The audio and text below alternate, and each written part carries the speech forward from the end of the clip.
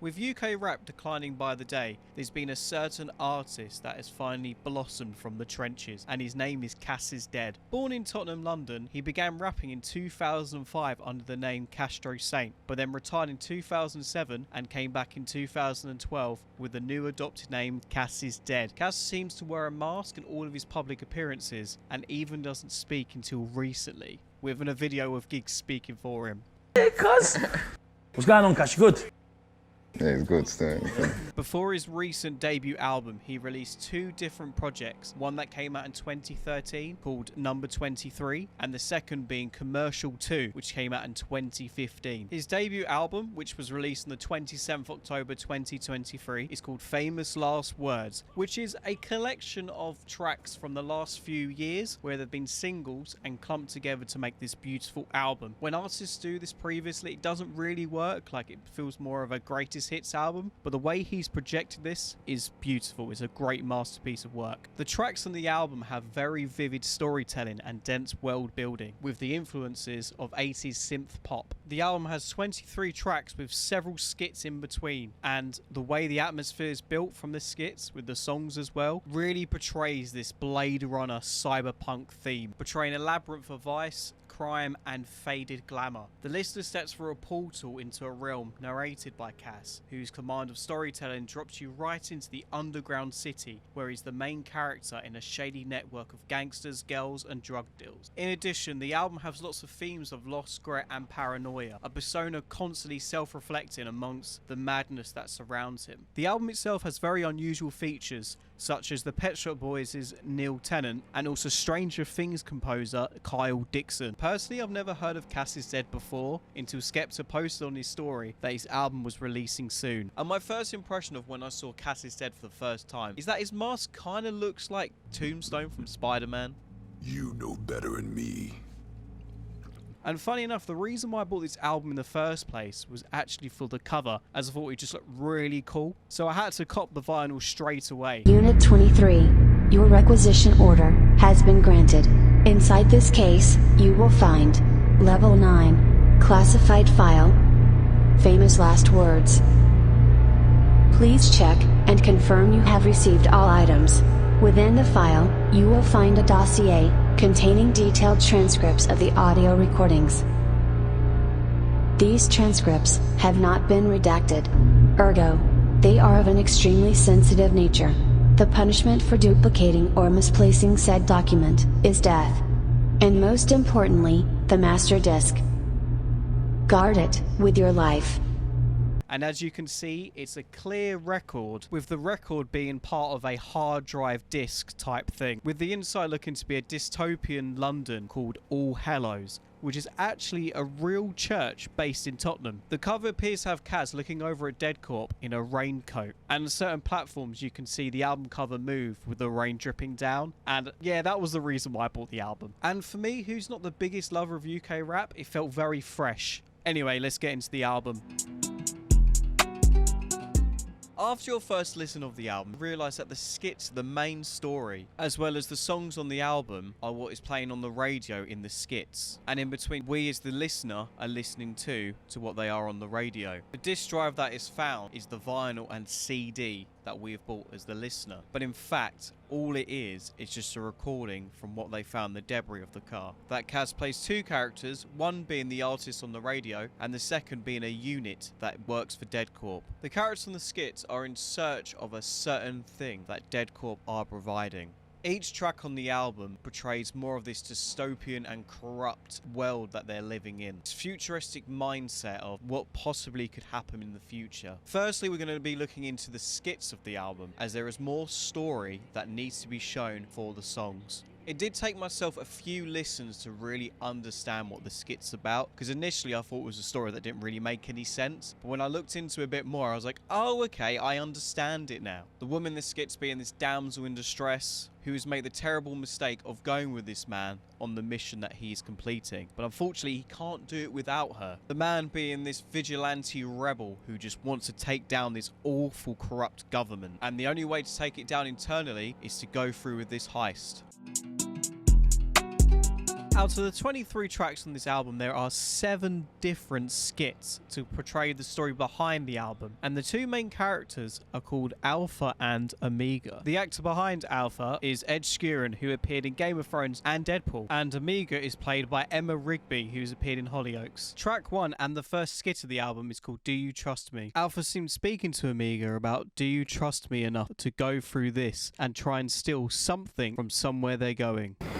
Do you trust me? The next skit is track 5, Deadcorp. The 2 characters are trying to break into a place called Deadcorp, and unfortunately they type in the wrong access code and a unit gets dispatched to their location. The unit itself is actually CasIsDead, as you can see from the inside of the booklet of the vinyl, and Cas seems to be this cyborg unit with no heart rate but very advanced machinery. Cas is unit number 23, which is a reference to his mixtape number 23. Anyway, back to Deadcorp. The organisation seems to own everything in this universe, even a certain drug that is spoke about later on. Inspired a very Skynet Terminator type thing, the company is very suspicious about anyone finding their product and will even produce these units like Cas to destroy who are trying to steal from them. Join Deadcorp today. Become absorbed by something much larger than yourself. On to the next skit, track 7, I Wanna Go Home. At this point, the unit is now being dispatched, and Alpha and Omega can see the unit approaching them. Alpha tells Omega to get down, and it's going to be okay, because they haven't seen them yet. At this point, Omega is in distress, and just says, I want to go home. And Alpha says, but there's nothing to go back to, babe. And she says, but the thing is, what are we going to do? Because at the end of the day, it's his plan after all to go through with this, and Omega just wants to get out of trouble. With both of them thinking, is it really worth this effort after all? And on to the next skit, track 10. Do you remember what it was like? Alpha and Omega have now fled the situation and trying to reminisce the past, but for some reason he just can't, and says to Omega, do you remember what it was like before all this? And Omega responds with I remember. Alpha seems to have a lot of PTSD and blocks out the bad memories of when Deadcorp took over, and says, I almost can't. I've seen things you wouldn't believe, things that you wouldn't even imagine, and these people are manufacturing apathy, and we're just all stupid to see it. Omega responds with, what are you on about? Aghast? And he just says everything. So Deadcorp seems to be manufacturing this thing called Aghast, which is later on said in another skit, and that Deadcorp, as well as this pharmaceutical company, are also controlling absolutely everything in this universe. Which leads us on to our next skit, track 12, Aghast 6. This seems to be a kind of drug that promotes apathy. The skit seems to be more of an advert saying, are you fed up with feeling sorry, or feeling sad, or just feeling anything at all? Introducing Aghast 6 from Deadcorp, apathy on demand all the time. Are you feeling down this Christmas? Stressed about money? Or problems at work? Missing family?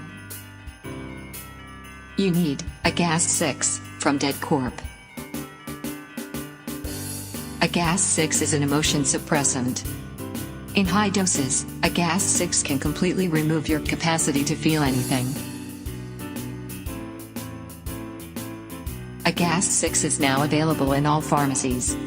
Don't waste your holidays feeling emotion. Buy today.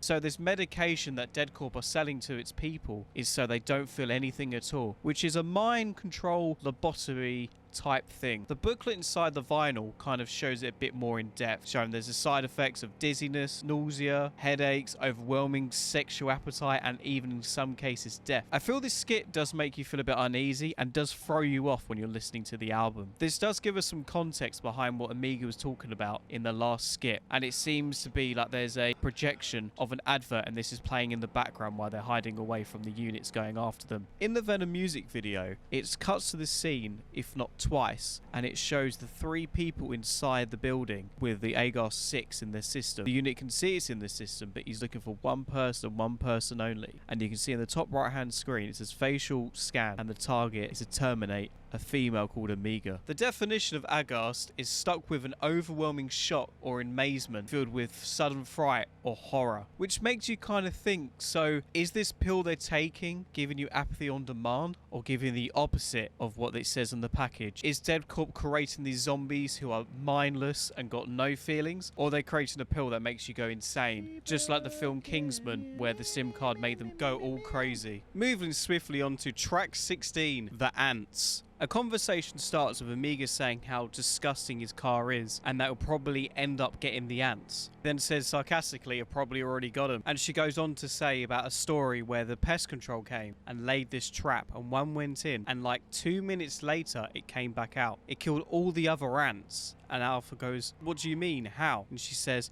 I don't know, it just affected them all. They started dying one by one, all from one single ant, and you could see a pattern leading back to the first one, and she says it's pretty. At first when I heard this, I didn't really look into it too deeply, but then it wouldn't be this video. Ants are very social insects, and using this method of choosing one ant to get poisoned, with this delayed reaction, it allows the toxic substance to take effect after the ant has returned to the nest, and effectively killing the entire colony. I feel this skit is a somewhat metaphor to what's going on in this universe and what Deadcorp is doing to its people. That just like the toxic substance that poisoned the entire colony is the same with Deadcorp giving everyone the Avgar 6 and release it to the public and slowly eliminating them one by one by turning them insane. The next skit is called Track 20, Jane.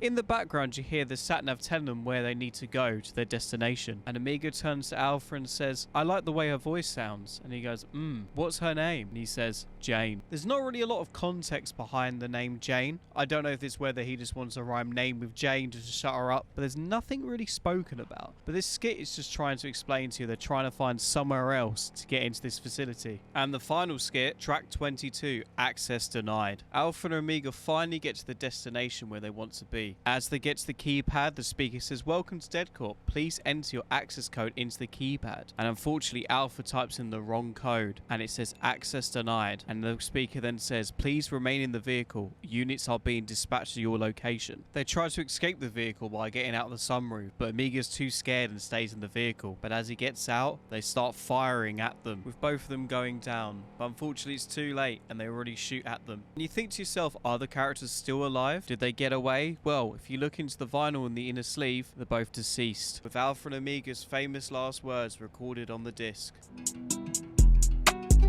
Out of the 23 tracks on the album, 16 of them are actual songs. Where albums nowadays are becoming a bit more longer than the initial 12 or 13 that you used to get back in the day, this fits in perfectly with the times. Even though the tracks are your stereotypical rap songs, it still feels fresh to the listener, with some tracks being very tongue-in-cheek, with the other tracks being very, very deep and personal. First song on the album, which is track 2, A Spark, takes us through this narrative involving law enforcement, drug-related challenges, and the complexities of fame. Cas reflects on the costs of acclaim and the commonness of imitation in the music industry. And as the song entitles, all it takes is one spark to spread and create this fame. Track 3 is called Losing. In the third track, we deliver this lavish and somewhat reckless lifestyle. The lyrics describing drug dealing, casual relationships, and the consequences of such life. There's a sense of indulging and risk-taking. This track also has some of my favourite lines, such as, have my hand up her like a puppeteer,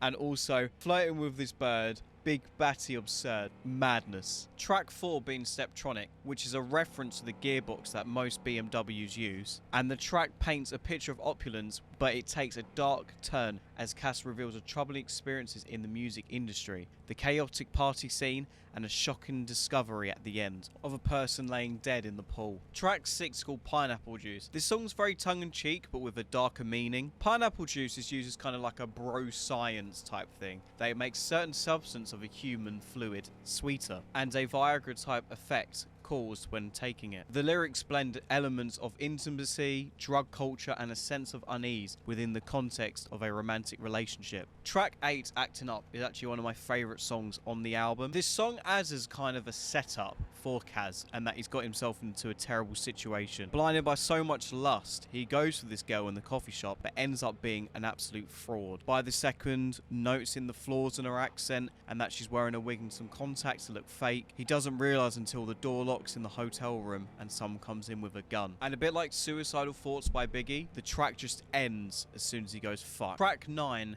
Sarah Connor. This is obviously a reference to the Terminator films. The lyrics narrate the speaker's reckless behaviour, including damaging their car and throwing shards at people in the car park, hints at a potential lack of mental stability. The unconventional mindset is underscored by the driving habits, like having a nuclear warhead in the trunk, with humorous acknowledgement that potential collisions help the speaker stay focused. In the second verse, the speaker reflects on a life marked by tough encounters and risky situations, delving into societal issues and conspiracy theories. Track 11 being Marilyn, which is a reference to Marilyn Monroe. The lyrics describe the speaker's journey, comparing it to the falling from a shooting star and acknowledging the scars accumulated along the way. Despite the challenges, there's a natural resilience. The speaker is recognised and celebrated at a petrol station, with a nod to Marilyn Monroe's iconic status. In the first verse, the speaker reflects on a dynamic life involving trafficking, opioid addiction and glamorous lifestyle. The chorus emphasises the natural and sacred journey with the recognition at the petrol station. The overall narrative explores fame, struggle and the complexities of the speaker's experiences. Track 13, Boys We Boys, which is an absolute banger of a song, but with some really deep meaning behind it. The song reflects on the complexities of relationships and the consequences of fame. The chorus repeating Boys We Boys suggests a social acceptance of certain behaviours. In the first verse, the speaker describes a woman's struggles with feelings, fame and past trauma. The narrative touches on the challenges of celebrity life, parties and the impact of a woman's well-being. The speaker expresses a sense of frustration with rumours and press attention. The second verse delves into the aftermath of the speaker's decision to end the exclusive relationship. The woman's troubled past, including childhood trauma and insecurity, is revealed. The speaker finds her overdose and provides assistance. The lyrics evoke a deep sense of empathy and regret for the impacts of fame on the woman's life. If you get a chance to watch the music video, it really betrays the song even more,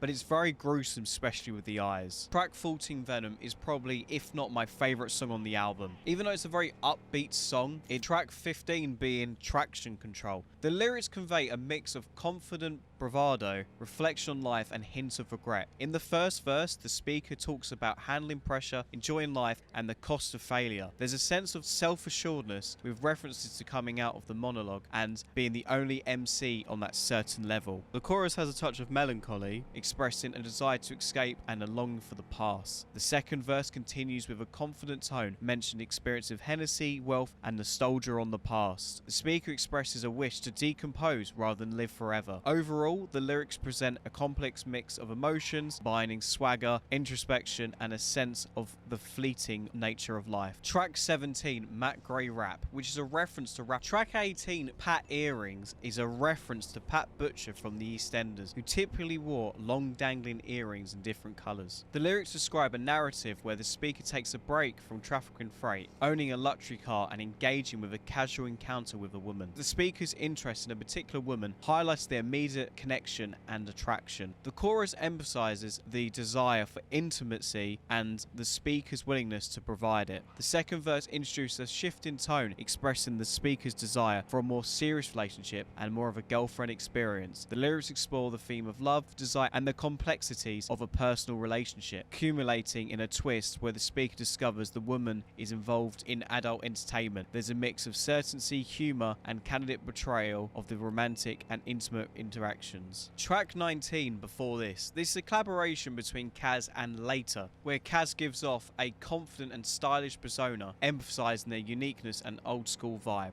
The verses touch on casual encounters, avoiding commitments and a mix of sense of humour, with some verses delving into the transient nature of the relationship and emphasising the temporary and fancy-like aspects. Both the artists interplay between Cas's assertive and laid-back attitude and Later's reflections on desiring connection. The overall theme revolves around the allure of the moment and the anticipation of what might come next. The interlude and the final verses further highlight the casual and carefree nature of this interaction, with a touch of nostalgia and recognition of the transcendent nature of such encounters. Track 21, Sugar Free. The lyrics convey a mixture of nostalgia and self-importance as Cas reminisces about past relationships and indulges in pleasures. The verses touch on the themes of drug use, casual encounters, and the transient nature of such experiences. There's a sense of defiance and non-compliance with Cas embracing a sugar-free lifestyle during both night and day, suggesting independence